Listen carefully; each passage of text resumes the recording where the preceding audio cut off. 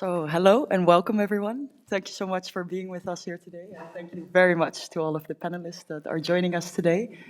My name is Nanou van Iersel and I am the moderator today. And I'm a PhD researcher in AI, public safety and accountability. Before going into the topic of the panel, fragmented accountability, I first would like to introduce these panelists that I've brought here today, starting here on my left. Marlon Kruisinga. Can you say something about yourself, what you do, your name, etc.?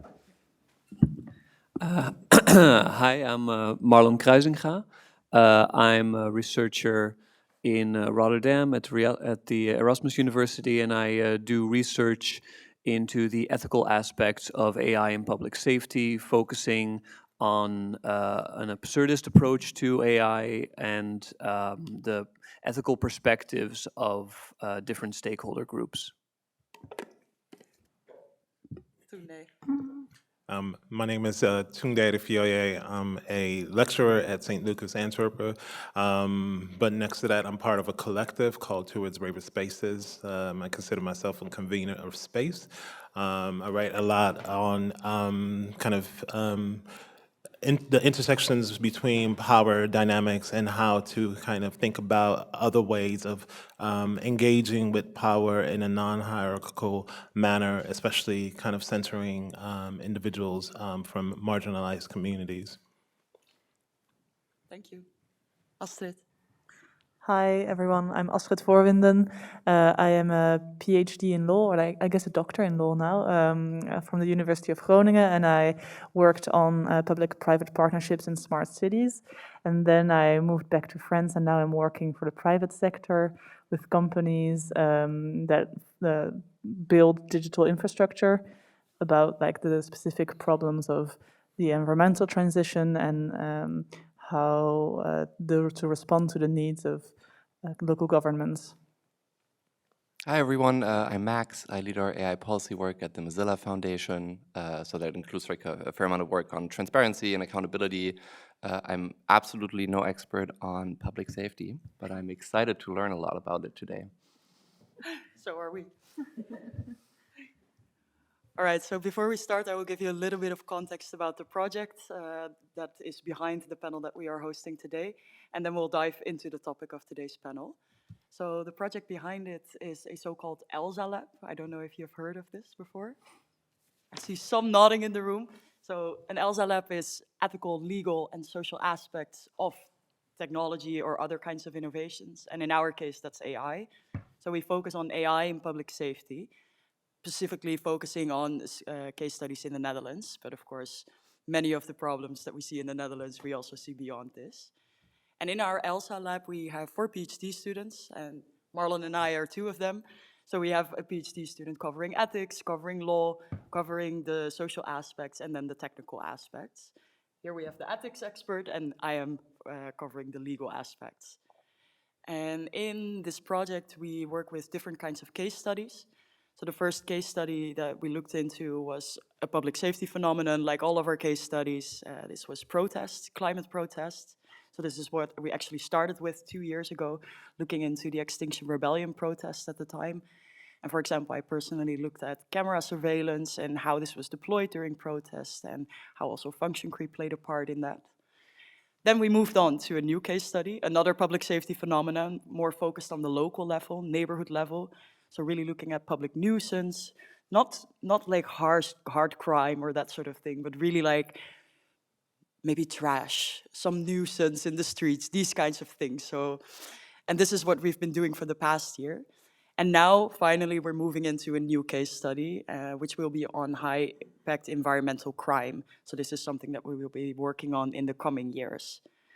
And actually, one of the things that stood out to us in all of these case studies is that we can really speak of multi-agency public safety. So this is also the title of our project team, AI-MAPS, which is AI, of course, and then multi-agency public safety, MAPS.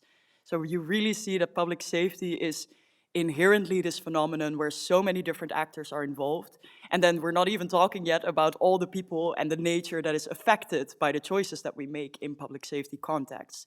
So it's really, excuse me, characterized by, it's not just the police, it's not just the municipality, it's not just the citizens, but it's the entanglement of all of them. So public safety is this collective phenomenon in a way. And what we noticed throughout these case studies is that because of these different layers that you have and because of these many actors involved, that there is also a lot of fragmentation in the ideas. So I think throughout this conference, I heard the question often, what is the problem actually that we are addressing with this technology or this AI application? And who actually decided that we should tackle that problem with this particular application?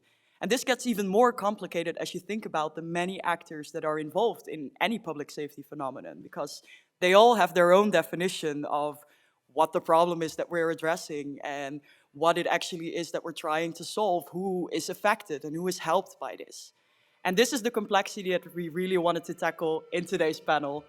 Some other public safety phenomenon coming in, I guess.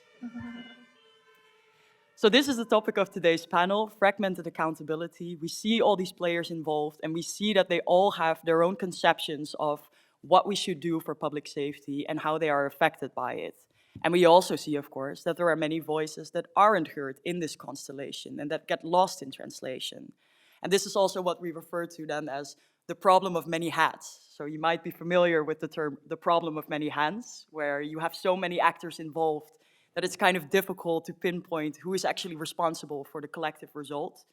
And our play on this was, okay, so of course there's a problem of many hands risk, but there is also the problem of many hats risk. Namely, we all have our own ideas and we all have our own conceptions of what we are trying to solve and tackle. And there's a lot that might get lost in translation between those different layers. So this is in a nutshell what we will be talking about today.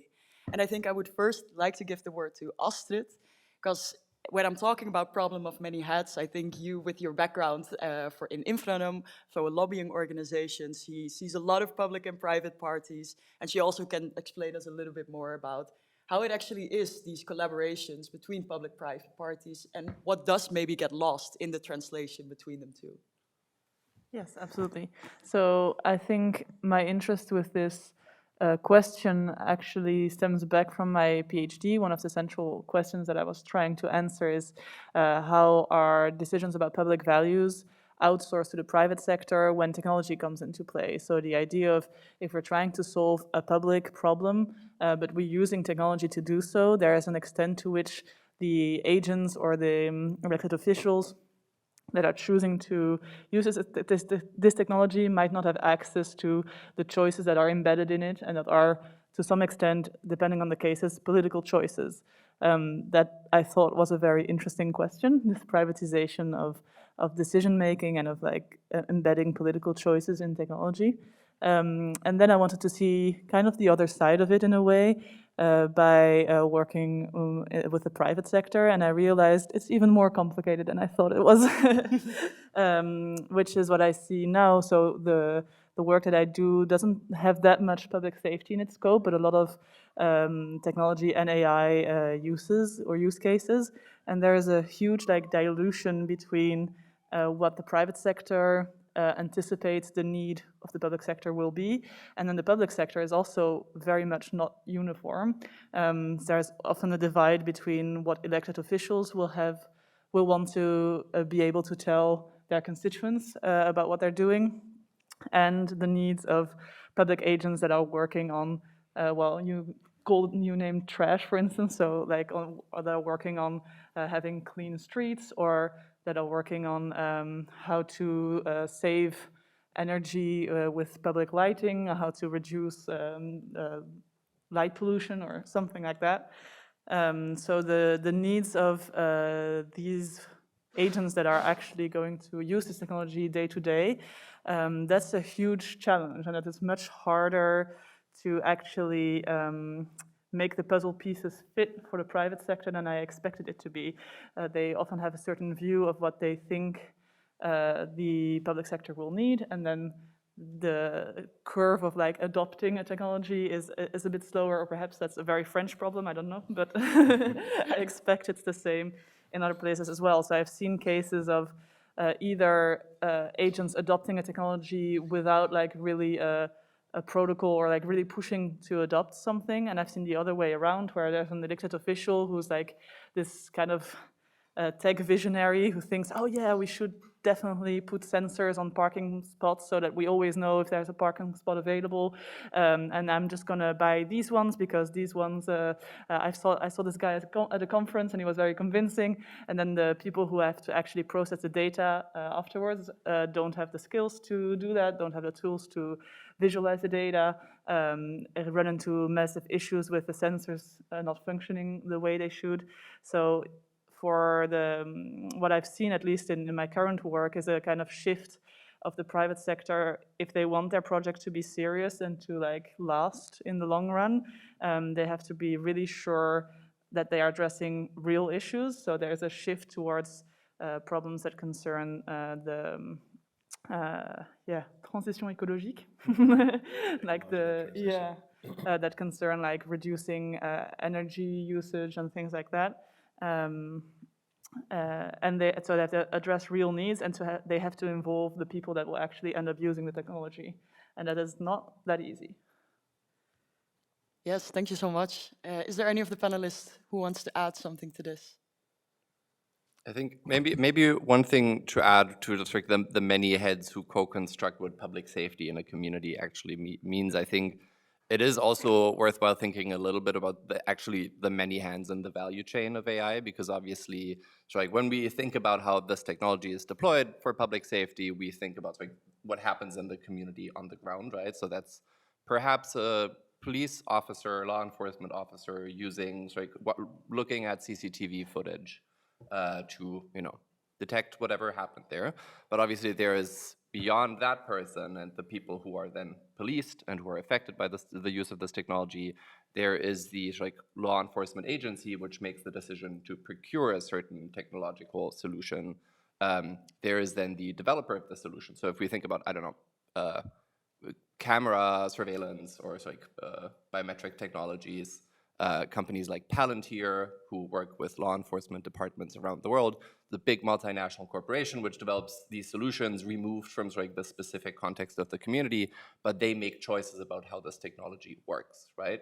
They make choices about how it is designed, and then you can go even further and think a little bit about, so for example, if you're using a biometric identification technology to detect people in crowds, for example, what data does a company like Palantir use to train these AI systems? And where do they get that data? Based on what grounds? From whom? Under what conditions? Right? Do they pay people? Is this? Do they collect data elsewhere? So I think actually, thinking about the different problems here and the different things that can go right or wrong, it's also important to actually allocate or pinpoint where accountability should be, because obviously it's a problem of bias or biases can creep in at the level of use, but it can also creep in at the level of training an AI system and having the training data perpetuate harmful stereotypes or biases there. Yeah, I think that's a very good point, that indeed the complexity is even more complex than I suggested in the introduction, that it's not just a matter of a couple of parties involved, but that actually there's another additional layeredness indeed of an AI system has developers, deployers, all sorts of decision makers that are surrounding that system. Yeah, and I think that, actually the reason why I'm on this panel, it's not as random as it might seem, is that I was part of this in 2017. I was kindly invited by Francine and Seda to come and be part of this amazing, fantastical sort of work group in 2017, workshop, and Filomena Esed was there, others were there. And in fact, we were asking this same question that Max just brought up, is where does the data come from? Where does the data come from, and what data are we looking at in order to define who is a potential public safety threat? Right. When we, for example, if we look at an institution like Frontex, right, when they are surveilling the borders, there's specific types of data points that they have to put in terms of who might be potential danger. A Ukrainian refugee is not going to pose the same amount of danger as let's say, Eritrean or Syrian refugee.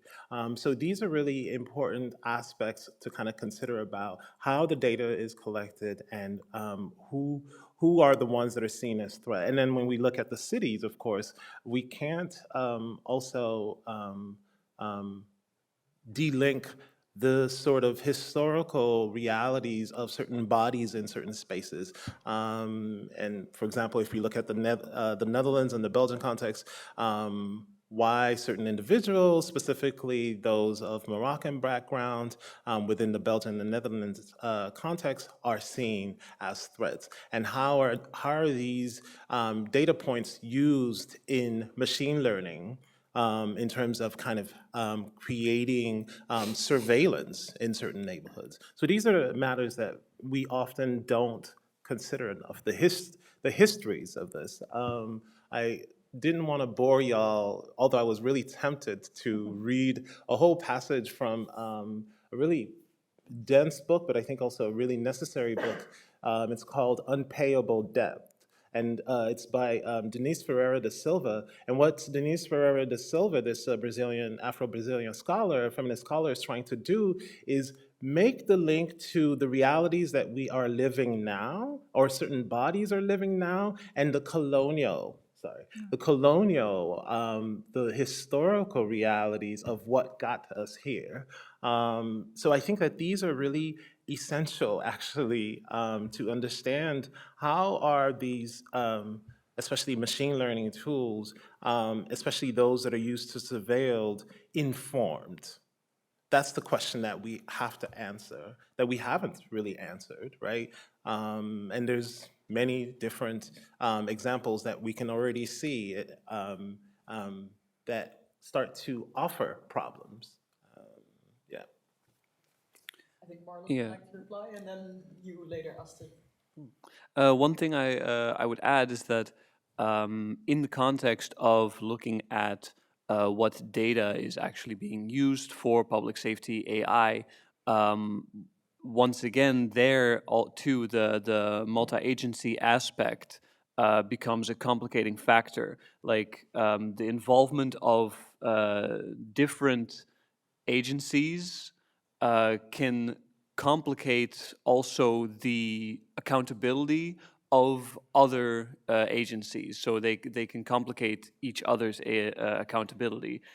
For instance, if you look at the police or border patrol or some governmental body making use of public safety, quote unquote, AI of any sort, if they have it outsourced from a private partner or private company, it is often very possible that the data and the way that the AI is built is not fully available to the police or the whatever governmental body itself, because it is the property of the private company. So when you then look at how do we make the police, for instance, accountable for the AI that they use, how do we make sure that they are able to explain to people upon a request what they are doing and why an AI they use is doing what it does, it can be heavily complicated by the fact that maybe they are not allowed to either know or tell how exactly it works. Thank you. Astrid. Yeah, I'm thinking, especially listening to you, Tunde, that the question of like who gets to define the problem is kind of a question on two layers. So it's a question of who defines the problem that is being solved by this technology, or not solved, but is supposed to be solved, but also who gets to define which problems does that create.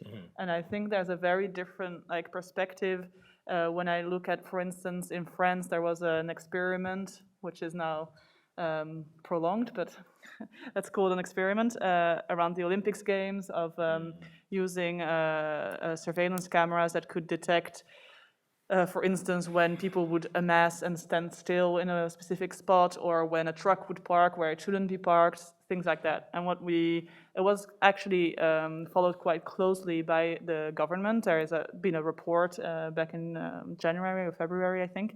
And what this shows was really interesting, because I think it's not that effective. It's not as effective as the kind of worst case scenario from the perspective of someone who criticizes the technology. It's not like all seeing, all knowing, works all the time, but it's also not super effective in the sense that it's not that that helpful actually, but it is very effective for the agents who are used to spending their day behind the camera and having to look at the images themselves, and now have a tool that will automatically like pull up images, that will pull up like a best of the day, or like the and their experience of their work changes, and they will be the ones that will advocate for keeping this tool because it makes their job easier, basically, which is a very like a small part of the puzzle.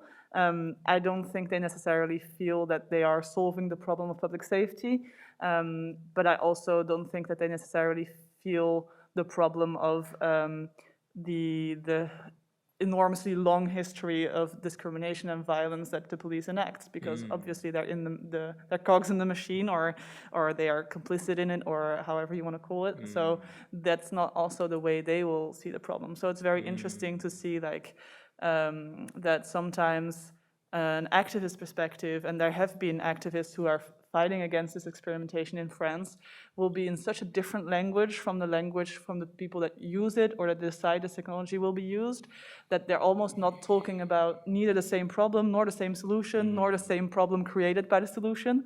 So it's very difficult, I think, to have a productive conversation about it. Yeah, and I mean, I think we might also not have a productive conversation today either, because No. you know, if we're talking about the problem of many heads, it's interesting. I was in Paris to see a Palestinian artist friend of mine who's doing a residency there, and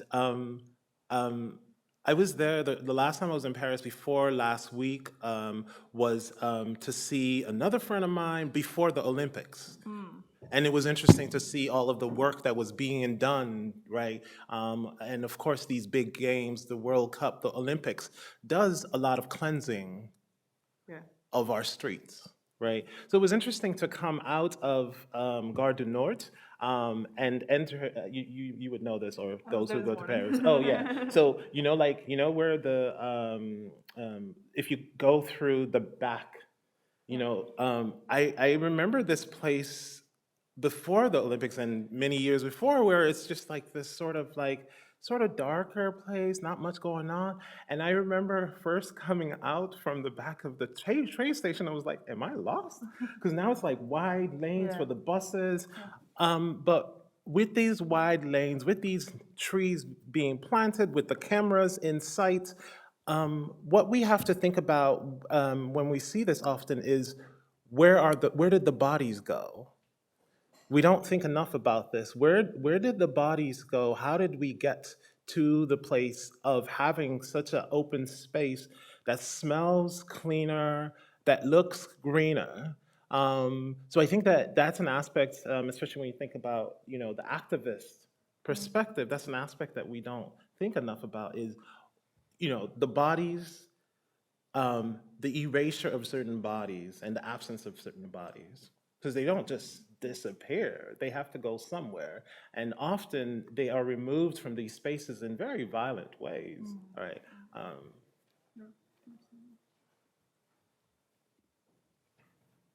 Yes, yeah, great points. Thank you so much. I'm also thinking now of, I really like what you said, Astrid, and all of you, of course, but about how there are two layers to this question of who gets to define the problem, but also then the second question is who actually supervises the problems that the solution might create afterwards. And this reminds me very much of, so we did a case study, as I said, in public nuisance in neighborhoods. And here we saw that there was actually quite a lot of demand from the residents in the neighborhoods for camera surveillance. Whereas we came in as researchers saying like, no, but you don't want camera surveillance, right? And privacy and all this. But actually they they were pretty fine with camera surveillance, if anything, more, so that people could monitor the trash in the neighborhood and that it would be more clean and that sort of stuff. And I remember at some point that there was, in this neighborhood, they really requested a municipal camera for trash surveillance, so literally for trash.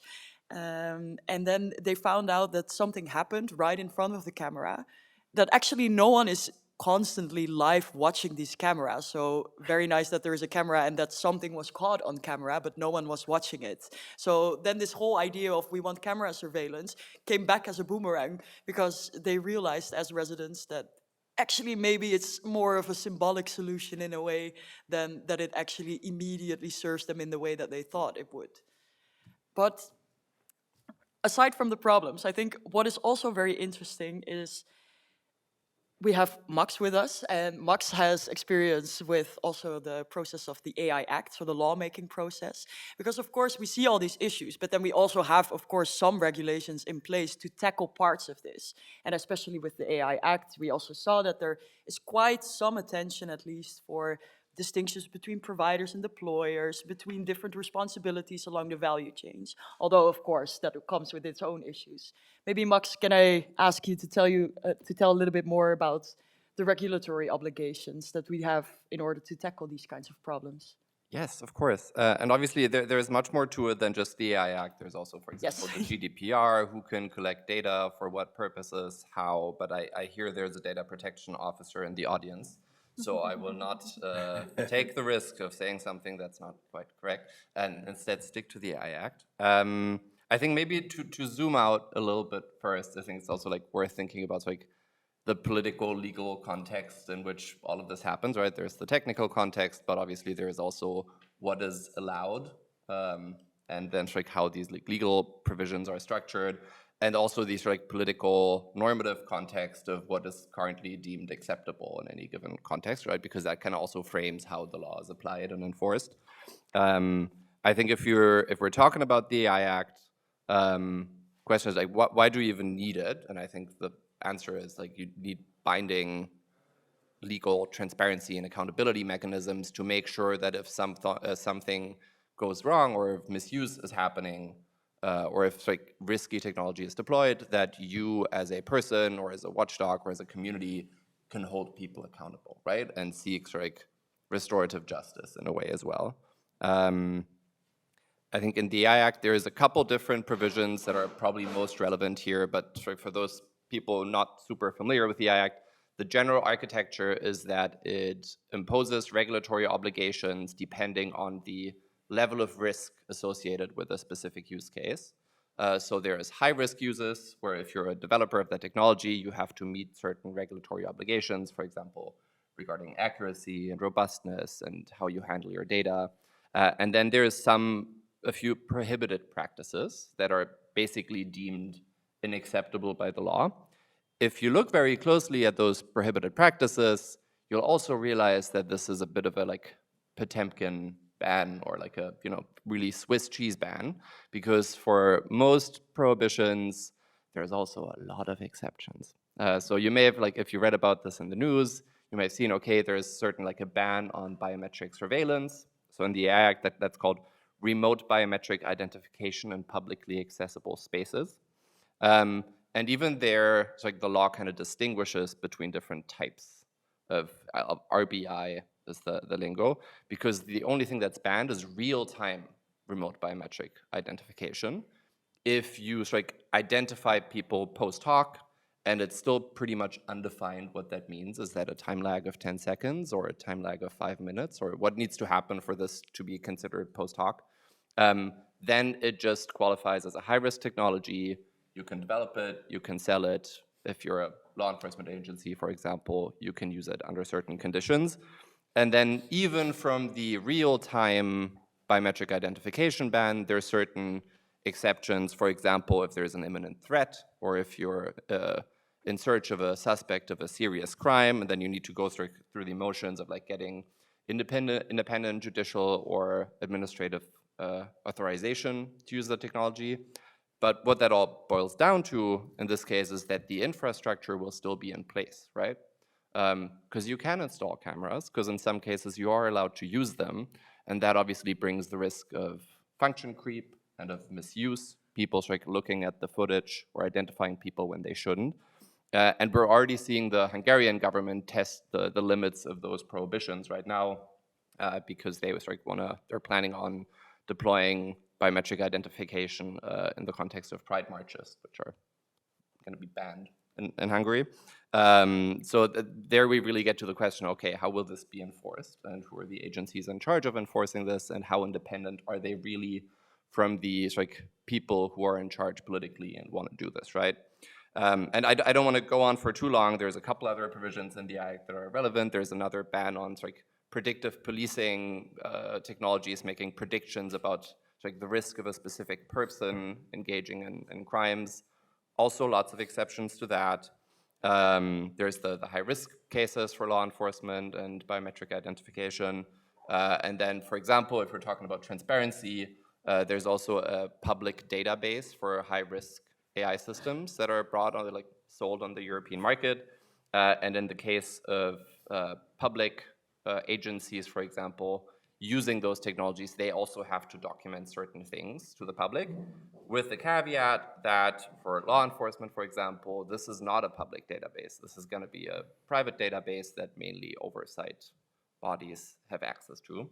So there's also limits to transparency in that context. But yeah, this was just to give you a little taste of certain legal guardrails that now apply, or in some cases don't, and a lot of the uncertainties that still come with that. Yeah, can you say maybe a little bit more about the, in regards to this law, the predictive policing? So there's different use cases for law enforcement to use AI, right, to make predictions about where a crime might occur, by whom a crime might be committed, how risky a certain person is to commit a crime. And so, like I said, if you're, there's the specific case where this is banned, but even there are some exceptions because, for example, what the law specifies here is that the ban only applies if this is basically the AI system making an automated or almost automated decision. If it's purely accessory to a law enforcement officer looking at a prediction from the system and then making their own decision about okay, we should really, take a closer look here, then the ban, again, doesn't apply. So the technology is still in place. And obviously there is, we have pretty rich literature on automation bias, for example, right now, which has found that if there's an automated system making a recommendation or a prediction, and people are supposed to take that into account in making their own decision, that this heavily sways their decision. Because there's a cost, right? It's if you're from an organizational logic, there is a cost to going against what the technology, which is objective and neutral, recommends to you if then things go wrong. Because if you just go with what the prediction says, you can always blame it on the machine if you actually make the wrong decision. But if it's the other way around, if you go against the machine, then you kind of have to justify why you did it. So there's again, a bit of an accountability problem. Yeah. Thank you. Yeah, and I think in addition to this, so you also mentioned the transparency and the accountability requirements. Naturally, we have some legal guardrails, thankfully. But then at the same time, it's still very hard to actually engage the communities that are affected by the technologies that are implemented in these public safety phenomenon. So citizen engagement is something that every public official will talk about. Yes, we've engaged the community, but actually to do that in reality, we see that it's very, very difficult. And I know that this is one of the arguments that you feel very passionate about, Marlon. So can you maybe elaborate a little bit? Yes, of course. So, one obvious thing is that there's obviously a large focus on bodies like the police, stakeholders like the police, and the government, municipalities, when it comes to AI as a public safety tool. They are usually the users of that tool. So in that regard, obviously, they are marked down as a stakeholder, but they are also usually marked down simultaneously as the ones who harbor a certain expertise in how that technology is supposed to work and what it's supposed to be used for. For that reason, they are usually pretty well represented when it comes to developing a public safety technology. So like what data is used, what function is it supposed to have, how is it going to be implemented, etc. But what isn't often included, especially in the same measure, is the perspective of the people who this technology is going to be used on.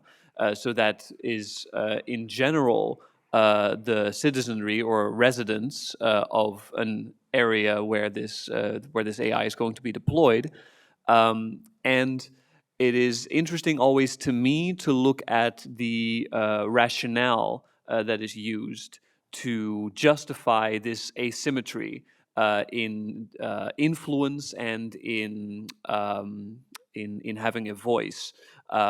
So one of the things that I at least have heard a lot, and I think that many people have heard either casually in conversation or from actual officials, is the idea that, well, the people who develop the technology and the people who use the technology, they both have very valuable expertise about how it should be developed. On the one hand, the people who know how to make it have the obvious necessary expertise, and the people who use it they are public safety experts. Police are seen as public safety experts. Yes? Yeah, no, like I think it's a very interesting example, and it's in some ways illustrative of what I'm talking about. So it kind of illustrates how it is very necessary to talk to, for deploying a public safety technology. You can see that in actuality, people may have the tendency to downplay the expertise of regular citizens, residents of an area and different strata of society, their expertise and their ability to weigh in on these technologies, because they don't have maybe the capacity to understand how it technically works. People think that then it is not relevant to get their perspective.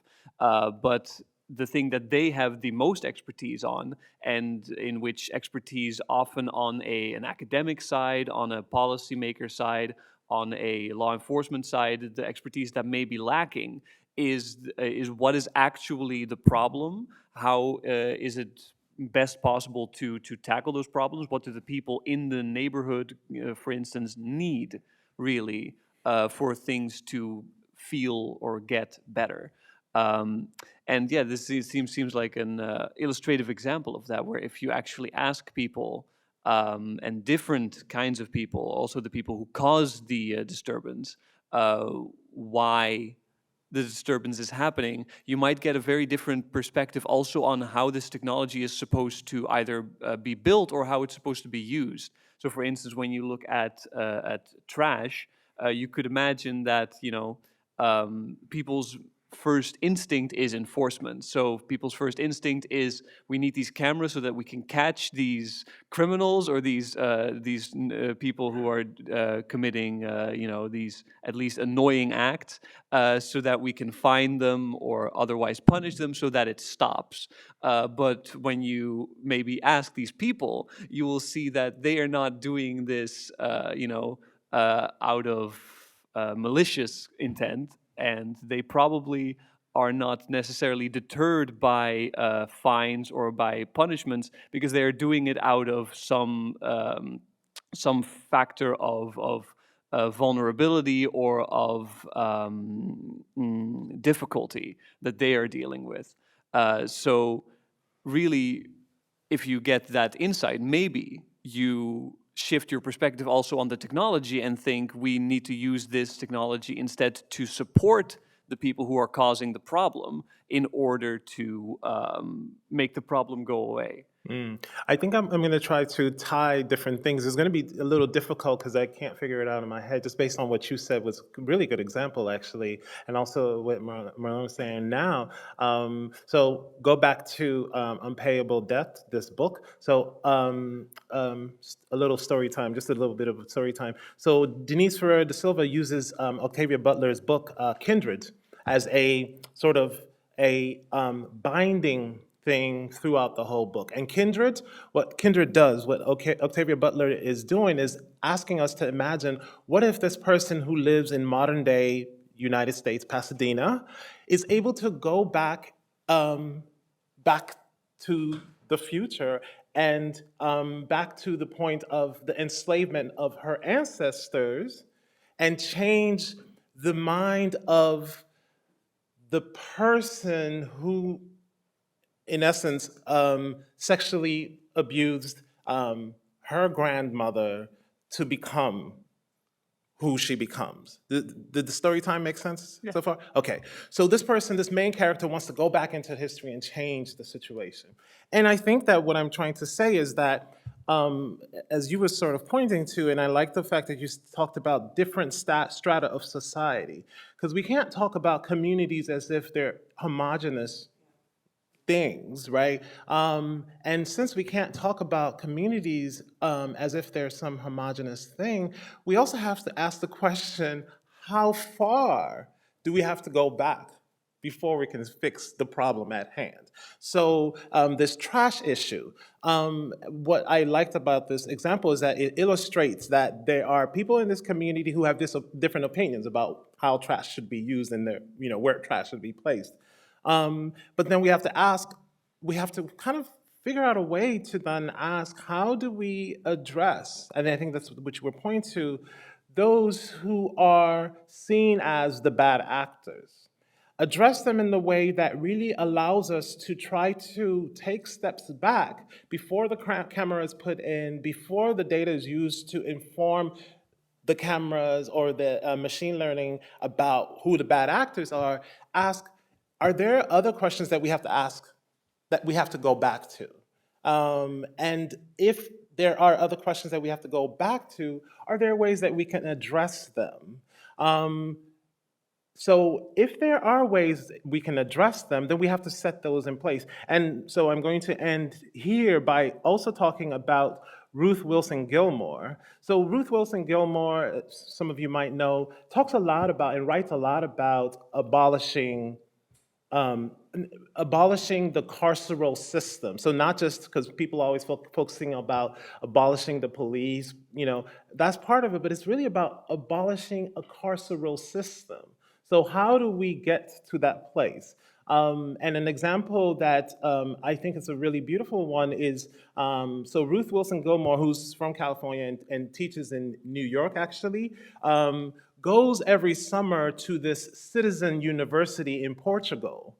And it's so fascinating. There's a YouTube clip, you can find it online. It's so fascinating because what you see about this citizen university is that it was set up by those in, I think it's Lisbon.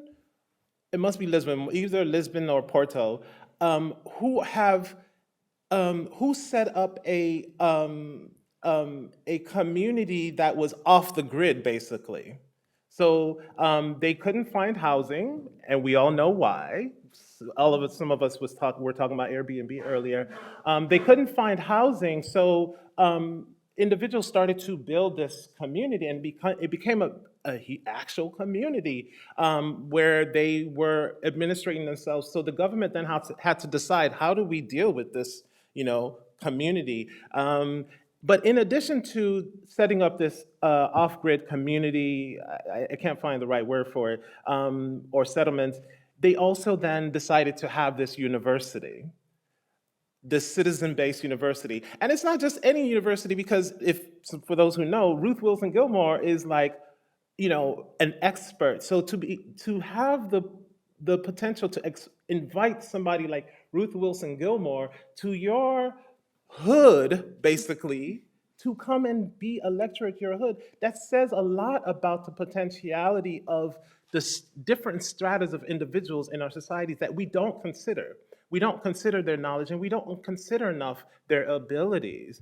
So I think that that's kind of something that I'm sort of missing all the time, is how do we engage with what the different stratas of societies can bring to solving issues of communal strife. Yeah. Yeah, I think just one thing that I would add to that is that I think what a lot of what Tunde is talking about can maybe be captured in the concept of contextual knowledge or contextual expertise. So in a certain neighborhood or a certain cultural context, the people who are actually moving in those spaces, who belong to sometimes different strata of society, they have very different and specific expertise, specific knowledge to those contexts of how they function, how issues in those contexts arise, and how they could be ameliorated. And those things can be more intuitive knowledge sometimes, which leads them often to be more discredited because they are less able to put it into strong academic terms or strong rhetorical terms, but they are nevertheless very useful.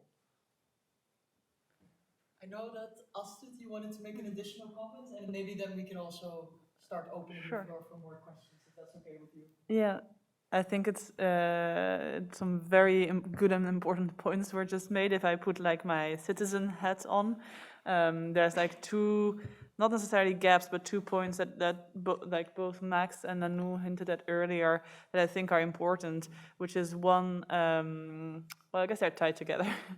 When we talk about community engagement, there are different communities or different people who are concerned or affected by camera surveillance, and I'm a bit worried as a citizen about the direction many countries are taking in terms of, fascism. That one. That there are many people who are in favor of surveillance cameras. There are many people who, for a variety of social and economic reasons, have a view of the problem and the solution that is not focused on either finding communal ways to solve tensions or protecting privacy or the fundamental rights of others. So I have a lot of hope and faith in different ways of solving problems, but maybe one of those frameworks, I guess, is fundamental rights. And I think in that regard, we are very far from the fundamental promises we've set ourselves as a countries or as the European Union. And that ties back to what you were saying as well about like enforcement of legal frameworks that exist. I know the private sector will act depending on what is enforced in law, and so the prohibition and the loopholes thereof are essential. And I think data protection agencies and other agencies, ombudsmen and agencies in charge of protecting our fundamental rights are cruelly underfunded, or at least I know in France that's the case. I imagine it's not the only country where that's the case. So I would be wary as well of, or I would place a lot of importance in the protection of this kind of this fundamental framework that we are very far from living up to the promise of it in reality, I think. But the call to community involvement, I think, needs to be careful of, public opinion is not as liberating and progressive as we would like it to be, I think, or at least be on this panel, I believe. So I think that's one like area of warning I would issue. You said ombudsman and what was the other thing? Data protection agencies. Data protection. But agencies, of course, there are many other bodies, yeah. I think. Yeah. And like, of course, civil society.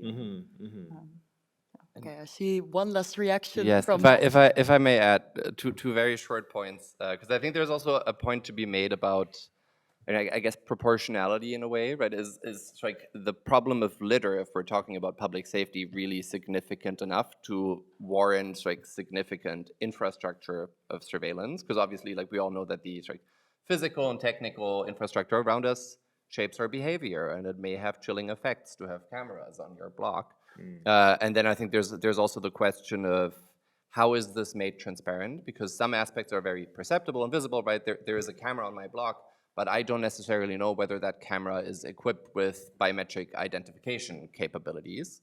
So how do you actually not just make people feel surveilled, but also kind of like make them feel empowered to like know what's around them and also contest how the technology is used? And then I think there's also the question of like safety from whom and safety from what, because and just like a very basic example, I live in Berlin, and it's like a traditionally very Arab neighborhood, rapidly gentrifying. We have a bit of a littering problem, which I find really annoying. Still, I don't want cameras on my block. And there is a lot of Syrian refugees, for example, living in my community. And for people who fled the Syrian regime, right, so like the reason they fled is an oppressive, violent regime. So actually, when it comes to safety, like a primary thing there is, right, like it's safety from the government. So if you put in place government-mandated surveillance infrastructure, that has very different impacts, obviously, on these communities, as opposed to, you know, a white dude minding his own business who's never been frisked by police. Yeah, and I Thank think you that so much. Sorry. Great. I know. We all would like to reply. Great discussion. no, Thank you I'll so come much. back to it later. Yeah. That would be amazing. I think I saw two questions in the front, so I just wanted to put a pin in the discussion for now to also have some space for questions from the audience. I first saw your hand, Valerie, and then I will turn to you, Francine. Yeah, here. Although I think we might also be able to hear you without the microphone, but. Anyway, well, thank you very much for a very interesting discussion. I would like to get a little bit back to this, how to include these hidden perspectives in the discourse around public safety and the problem definition, but also the solution definition, because one of these recurrent arguments in public safety debates, for instance, is to frame this in terms of objective versus subjective. So the perspectives of citizens or communities are brushed off, for instance, by saying, and in a way you did this too, Marlon, when you described the example, objective safety are the figures that are being presented by the experts about the crime rates or whatever in a public neighborhood. But on a subjective level, this is defined often completely different, and that is brushed off to say, but that is subjective public safety, and therefore not to be taken seriously. So my point is, how could we include those subjective perspectives into the whole problem solution kind of argument that we're fleshing out here?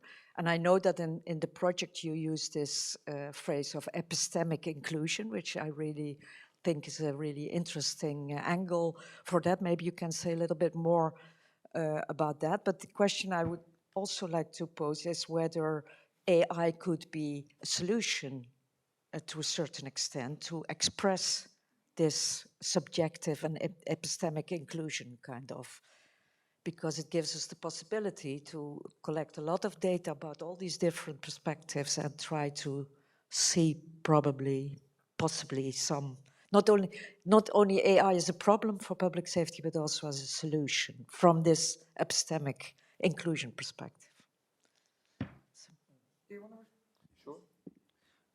Yeah, I can start a response. So I think I see at least two sort of major themes in the question, which is on the one hand there's the subjective aspect. So how do we integrate subjective quote unquote perspectives? Like you said, there are crime figures, there are sort of quote unquote objective public safety figures, and then there are the feelings of public safety. And we see that also in the neighborhood where we worked, that these are often misaligned. So even when crime goes down over longer periods of time, the feelings of how the safety is, if you ask people in the neighborhood, how safe do you feel here, does not necessarily go down with it. And you know, there are a myriad of potential factors for that. And that is, I think, also the tricky part of integrating subjective perspectives like that into a public safety approach, also the approach to technology like AI, because you want to include it, because if people do not feel safe, then there is just, in the end, definitely a lack in the safety in the neighborhood, and on some level, because if people don't feel safe, they also act in ways that that signify that. So they avoid areas, they feel less free to roam around their own neighborhood, etc. So you want to integrate it, but you also want to understand why it does not match up to the figures. You do want to understand why people feel a certain way, even when you when the objective facts that you are aware of are saying otherwise. So I mean, there is perhaps a role for AI there, but perhaps I'm not tech savvy enough to come up with one. But I think what you would really want is to be able to, and I think in the end you have to do this through conversation, deeper conversations with people in the neighborhood. You just have to get to the bottom of why people still feel unsafe, even when crime figures, for instance, are seeming to go down. I see a hand also from. Yeah. So probably it intersects. So maybe you you can. I'm a little bit cheating. Like Valerie, we are both part of the AI-MAPS project, and I'm maybe I had wanted to be on the table and to engage earlier, but during the conversation, there were several elements that really resonated with me, that I think are falling into one place for me. So it started out with talking about solving the problem and understanding what the problem is, and then the example of the littering. Actually, the problem is not the people who put the. I know I live in a street where we also have an underground container. Sometimes it's full. Sometimes the card reader doesn't work.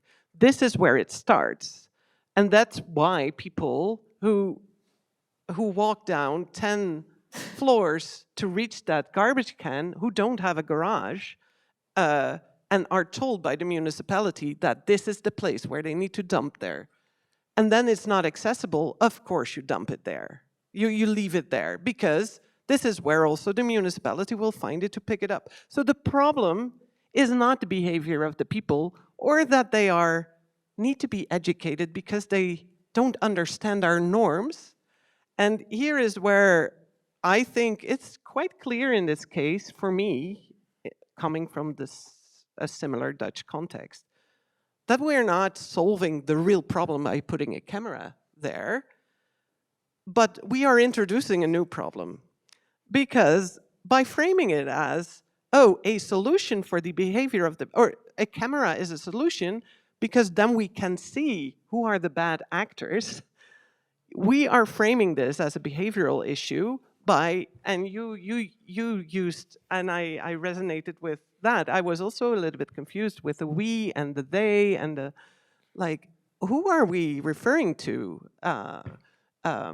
And what there is within the community, so the neighborhood, there are people who refer to others as they, and when we say the community. So there's this split, and the cameras actually, I would say, they propagate the idea that the problem is in the others in the community. And so they propagate a new problem, referring to a remark that you made in between a couple of lines, the problems introduced by using the technology, and it's kind of breaking up communities, which then makes people feel unsafe and looking for, now it's a safety issue, rather than let's go to the municipality and say that they do something, or that we, the richer people who have a garage, we would pay a little bit more on garbage collection, so this can be solved. Anyway, there was also something about proportionality, subsidiarity, and necessity. So Max, you mentioned proportionality, but I would also question using cameras for this and subsidiarity. I mean, is it the solution for the problem? And is it necessary? Is there not another solution? I think for me, if we start at, and then it's not really necessary, I think, that the people in that community, because Marlon, you said like they might not have the academic vocabulary, but we don't need academic vocabulary to ask. Like, my problem is that I came down 10 floors, I was there with my garbage bag, and then the thing didn't open, so I left it there. We don't need academic language for that. Actually, the academic language may be abstracting away, going back to your remark, Tunde, about where are the bodies? And here's where a little bit of my own personal side experience as a bicycle safety advocate in the Netherlands. Well, for some this may be an oxymoron, but or a moron. But I've been in questions about traffic safety in a municipality, and they use these renderings. And here's also where I'm also a little bit skeptical about, like, we can use AI to visualize what a nice environment could look like, because I know the architects who come up with these pictures of nice public areas that are safe, that feel safe, but then the bodies are removed. I've seen the pictures of the new squares in Eindhoven, is where I'm talking about. And it's a primary bicycle route, but there's no bicycle there. There's one lady with a stroller. These renderings that you will get if you, unless you are very careful with what you train these. So I'm now thinking of how you could use AI, generative AI, maybe to let people express what they would feel safe, but also in that infrastructure, there's a lot of, it also propagates this image, like emptiness is safe, or no others is safe, no confrontation is safe. And then the reality is, of course, different. There will be confrontation with others. We have to live together. Anyway, sorry, this was a bit of a rant, but I'm happy I got it out. Yeah, I think we can give it over to the next question asker. One thing I would add is that a good point here is that, yes, you can potentially use AI to vocalize or to differently represent the perspectives of different stakeholders, but the one part of the issue is indeed not just the biases that are in those systems and that will bias the outcomes that you get, but also who is accountable for also those outputs, because then at that point, is it the person speaking or for whom the AI speaks that is accountable for the perspective that is generated through an image or through an AI text? Or is it the AI? Is it the company that made it? Is it the person who trained the AI, etc.? I mean, so many things to say, but I'll wait for your questions. Yeah, thank you so much. I don't want to, there's so much that you didn't say, but one thing that you did say that I won't address, but the book that comes to mind is Gloria Wekker, the Dutch, who used to be at Utrecht, who has this book, what is it called? White Innocence, or the book? Yeah, so Gloria Wekker has this book called White Innocence. And I think that it talks specifically about the Dutch context, especially when we think about the good people and the bad people. Anyways, but I won't address that. But I think that what I was just kind of thinking about, because I know we have to wrap up soon, is just sort of this thing about introducing a new problem that you mentioned. That, I mean, we act like this is just about, I think sometimes that's what we do. We act like this is just about AI. We act like this is just about data. It's a super huge, complex reality. It's a super huge, and I just realized by sitting up here that actually um, we need more than two hours to talk about this and to really get down to how do we find, so because it's not about, and I don't think that that was the point of this panel, it's not about finding one solution, is that there are multiple solutions to the same problem. You know, and I think that that's why I really like I looked it up now, the school in Lisboa, you know, it's called the Escola Mau Maus, right? And what they're trying to do is saying, like, we do not have public services that we need, including electricity sometimes, by the way. This is in developed Western Europe, right? But they say we're going to find solutions to our problems communally, even when we don't agree all the time. And part of that is by creating this school. So it's just to remind us that we need to avoid trying to flatten these complex matters because they're just going to. I was thinking about for those who listen to Drake. I don't listen to Drake that much, but Drake has this album called "If You're Hearing This, It's Too Late." You know, we're talking about this because it's actually too late. I mean, especially, I won't act like I'm not from there when I look at the US and what the government is doing because of billionaires that made their money through data of certain bodies, right? Billionaires that don't need to be named because you all know that, right? And some of them funding this conference, right? So I think that I hope I don't leave you feeling like there's no hope because there's a lot of radical hope that can be created and generated, but we just have to remind ourselves that even if the problem is complex, that there are ways that we can get to places together if we remember that we want to abolish systems that were built on colonial legacies, capitalist systems that were built on the bodies of enslaved people. We want to abolish those systems in order to try to get to places that really is about creating a commons that allows different uses by different people, right? Because the flow of people from different places is not going to stop, right? So, you know, when you hear people like Fred Moten and Stefano Harney talk about the undercommons and stealing away from institutions, so stealing away. So they use this idea of stealing away to really talk about stealing, but also stealing our time. Who are we working for?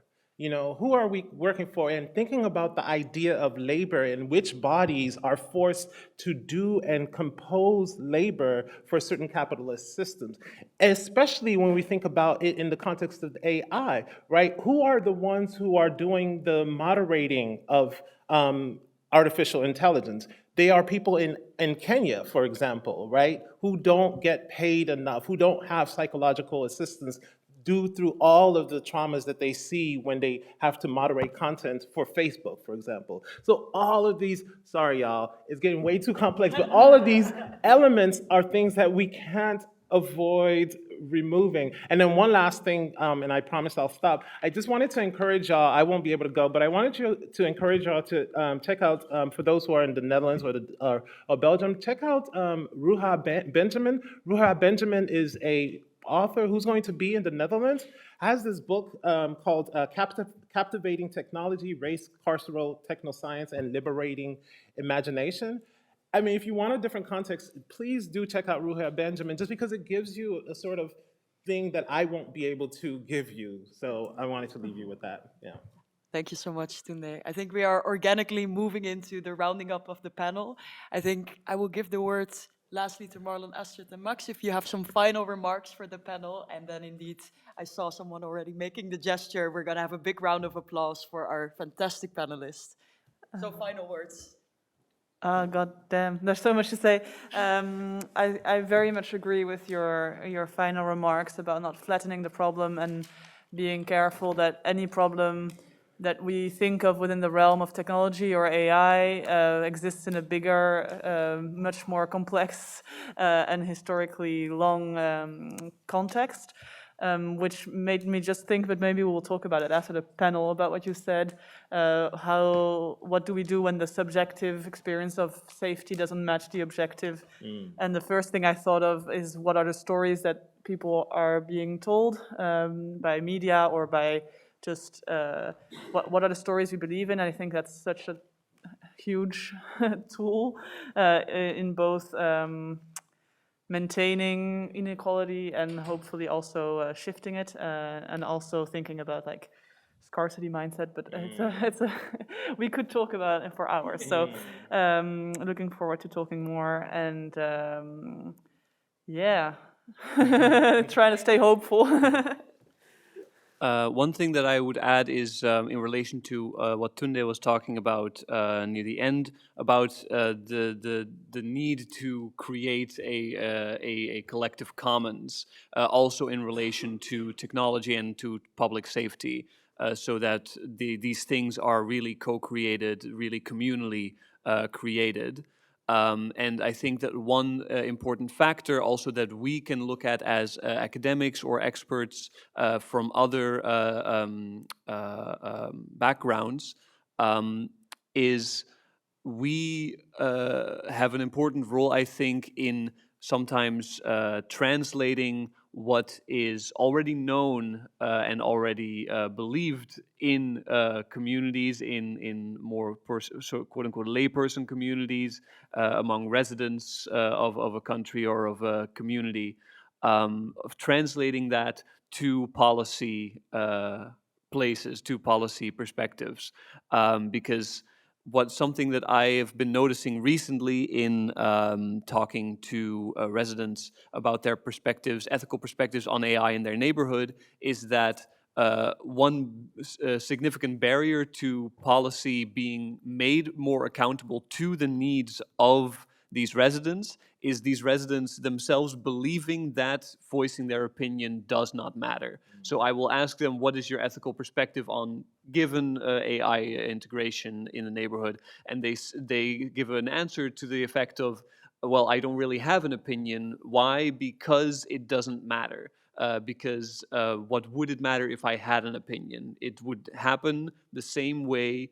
The AI would be integrated the same way regardless. So one thing that I think we have an important role in is to still get as much as possible those perspectives from residents, from quote-unquote normal people or people who are somewhat disenfranchised, and getting them into policy so that people can continue to learn and to believe that it does matter, that they form their own opinions, and that they try to build this collective commons of public safety and technology being held in common in this way.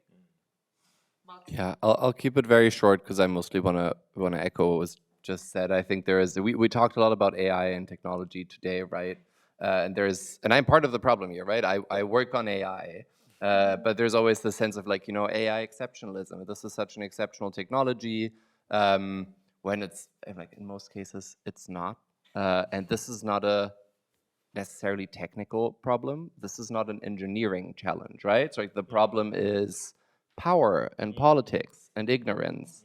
And you address those things the same way you address them in every other context, whether it's technological or not, like built infrastructure or processes and organizations charged with ensuring public safety, which is political organizing, right? And organizing in community and being an active participant in your community instead of just, like just another neighbor who nobody knows in your house.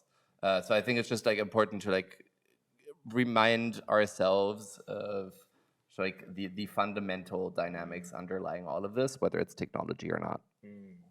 Thank you so much. Yeah. Indeed.